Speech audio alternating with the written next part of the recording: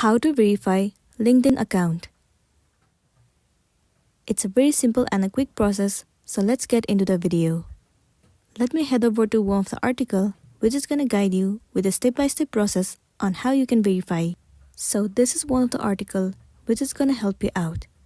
So the very first thing you want to do is to log into a specific account. Once you are logged in, you need to go to your profile settings and then click on Me at the top. Then you have to move into Settings and Privacy. Under the option of Account, look for the option where it says Identify Verification and then click on it. You'll get to see tons of different methods: passport, driving license, and ID card. Select any of the method that you'd like to. Then you have to choose a clear photo of your document and then upload it. Your document will be checked for an approval.